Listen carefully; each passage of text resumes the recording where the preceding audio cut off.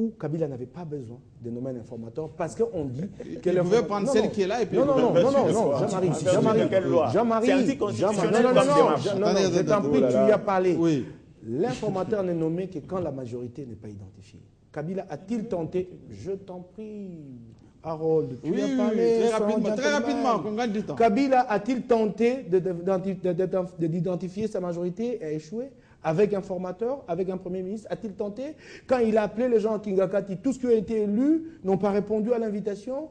Qu'est-ce qu'on veut pour être majorité? C'est quoi? Il faut frapper ici majorité. Quand on répond à l'appel du chef d'État, du chef de l'État à Kingakati, et qu'on compte les députés, ils sont 340, mais mon Dieu, ils sont il y a un problème. Alors, on a compris. Rapidement, avant que je dise ce que j'allais dire, pour ne citer que les Grecs, chez les Grecs, la théorie et la pratique, c'est la même chose. Parler de la théorie, c'est de la pratique. Je reviens maintenant à un élément que mes amis n'ont pas développé. Oui. Kabila n'a jamais dirigé seul. Depuis 2003, à chaque fois, il partage des pouvoirs. C'est une occasion aujourd'hui que Kabila dirige pour qu'il soit responsable devant la nation en 2016. Aujourd'hui, Kabila n'est pas totalement responsable de ce qui se passe. En 2003, il est en face de 1 plus 4. Nous passons le stade de 1 plus 4, il est en face de nos frères du Palou. Oui. Hein? Oui. Un chef de l'État qui n'est pas responsable de sa gestion. Aujourd'hui, Kabila, quand il s'agit, n'est-ce pas, de lui poser la question, qu'avez-vous fait pendant ces mandats? Il vous dit non, c'était le 1 plus 4. Vous quittez le 1 plus 4, vous dites, qu'avez-vous fait, M. Kabila? Il vous dit non, le chef du gouvernement, c'est Mouzi tous les Palou. Mais aujourd'hui, c'est une occasion en or pour Kabila de gérer le pays seul. D'ailleurs, c'est la première fois dans l'histoire de ce pays. Ce pays a toujours été l'objet du partage du pouvoir. C'est une occasion, une passe en or pour que Kabila, aujourd'hui, arrive à dégager une classe politique à lui. N'oublie pas que Kabila n'a pas une classe politique. Kabila n'a pas de gens comme vous, Jean-Marie Kassama. Il n'a pas de gens comme... on ne parle pas de moi, il faut une classe politique. Je suis déjà accusé de faire le 18e. Aujourd'hui, Kabila a tout intérêt, pas toi, le 18e. a tout intérêt de placer une classe. On peut tout dire à Mobutu, mauvais gestionnaire, mais Kabila a laissé une classe politique. Laquelle classe politique est en train de nuire aujourd'hui? Parce qu'ils ont maîtrisé certaines rises qui leur permettent aujourd'hui comment se retrouver là où il y a la gestion. Quelle que soit la situation. Quelle que soit la situation. Alors, mais que Kabila nous crée aussi sa propre classe politique. C'est maintenant. Ces hommes à lui. Mais c'est maintenant. Même nous voulons réfléchir, dire que non, il va prendre Kéongo Adondo, il va prendre Oscar Kachala. Ces gens-là viennent d'où? Or, le Premier ministre, Kabila, non, il connaît son Premier ministre. Parce que le Premier ministre doit être dans la vision du chef. Le Premier ministre, dans la praxis même de la politique, doit être à mesure, n'est-ce pas, d'appliquer la pensée et la vision du chef. Vous allez me dire, Oscar Kachala, il va appliquer quoi comme pensée? Oscar Kachala, je sais, Kabila, en tant qu'humaniste, qu'on se le dise, je ne porte pas atteinte à Oscar Kachala. Il traverse des moments difficiles, très difficiles. Arrêtez de parler comme Mike. Non, Jean-Marie, je n'ai pas été autant méchant. Hein. Au moins, il peut être ministre dans le gouvernement par sympathie. Kabila peut le nommer ministre par sympathie. Mais dire que ministre, premier ministre, non. Il y a certaines nominations qui pousseront la population dans la rue. N'est-ce pas? Il y a des gens qui la population ne veulent plus voir, ce que moi j'appelle les caïmans. Ils n'ont plus droit à la gestion du pays, ils ont abusé. Daniel Safo. Alors, terminons par justement l'actualité, c'est Thomas Lubanga, reconnu coupable à la Cour pénale internationale. Crime de guerre, Thomas Lubanga qui risque 30 ans de prison. On le dit, avoir exécuté des enfants, les viols, etc. Plus d'une fois, on a pensé qu'il devait y avoir vice de forme dans ce procès, mais in fine, la Cour pénale internationale, ça n'est sorti. On dit que c'est la première victoire de la Cour pénale internationale. Les États-Unis se sont félicités, l'Union européenne, l'Union africaine aussi. Et d'ailleurs, on a félicité la RDC d'avoir, comment dire, souscrit à cette cour, c'était le traité de Rome, pour permettre la mise en place de la Cour internationale, enfin de la Cour pénale internationale. C'est la première victoire de la CPI, et c'est Thomas Lubanga qui en fait les frais. Alors, avant de parler du cas Thomas Lubanga, je veux parler d'abord de la CPI elle-même, moi en tant que Congolais. Moi, je suis un souverainiste, et en tant que souverainiste, je ne peux être qu'anti-CPI. Anti-CPI? Oui, anti-CPI. C'est là que je n'ai pas été d'accord avec le président Kabila, qui plutôt se réclame de la pensée nationaliste révolutionnaire. Les États-Unis viennent de décider du transfèrement du militaire américain qui a massacré des Afghans.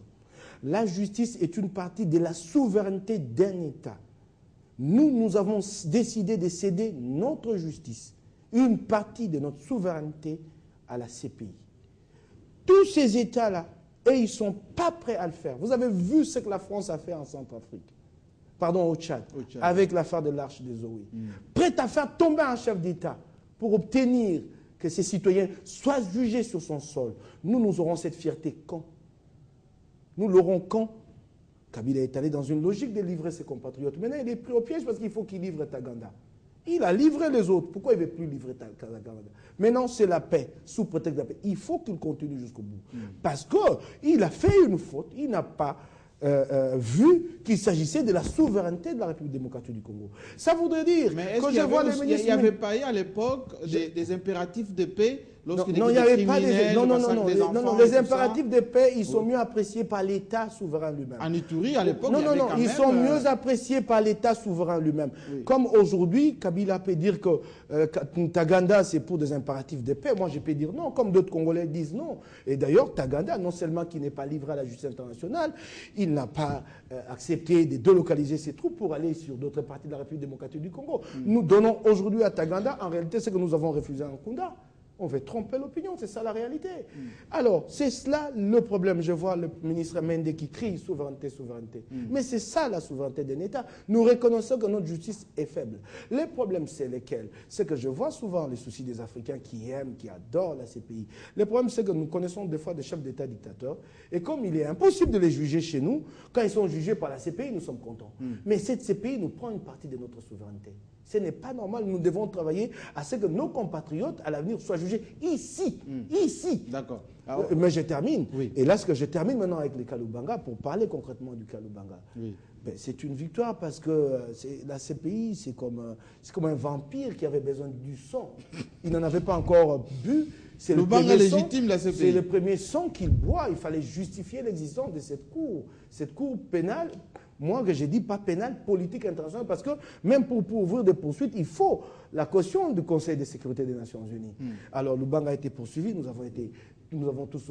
Obama a dit que c'est une victoire pour la justice. C'est une victoire, alors qu'il transfère, qu'il laisse son citoyen être jugé en Afghanistan, parce qu'ils sont puissants, ils peuvent nous l'imposer. Moi, j'ai dit non.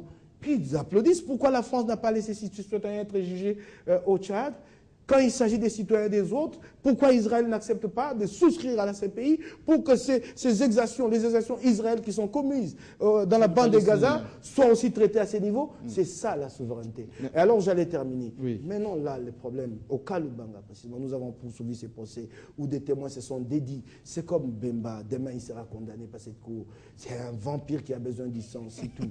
Alors Bemba sera condamné. Mais on a vu des témoins. C'est dédire devant cette cour. C'est délire. C'est déjà assez suffisant pour obtenir la relaxe du prévenu. Lubanga sera condamné. Mais tout ce que nous demandons à ce tribunal, que nous combattrons, parce que nous allons nous organiser, au-delà des activistes des droits de l'homme qui pensent qu'ils peuvent libérer nos compatriotes là-bas. Mais la ZADO a félicité. Hein? Nous allons nous battre pour... Le problème de la ZADO, c'est quoi? C'est qu'il faut qu'il y ait des régimes qui rendent la justice ici équitablement. Si la justice est équitable ici, nos compatriotes n'iront plus là-bas. C'est ça le problème. Donc la ZADO a en partie raison, c'est-à-dire elle s'adresse à Kabila, elle s'adresse au régime futur.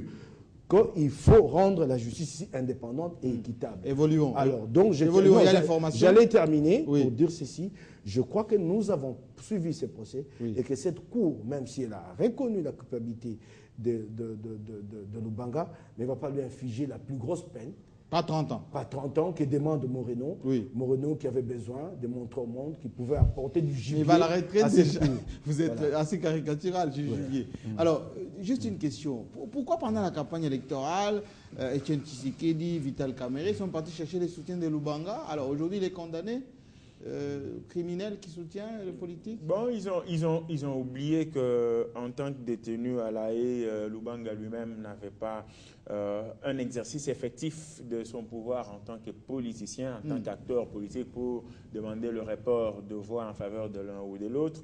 Et ils se sont aussi trompés de ce point de vue-là parce que lors de la publication donc la publication du verdict de la CPI, il fallait se rendre dans le fief de Thomas Lubanga pour voir comment les gens se sont réjouis. Ah oui? Et donc, c'est pour dire qu'il y a... Où étaient les voix qui cherchaient alors?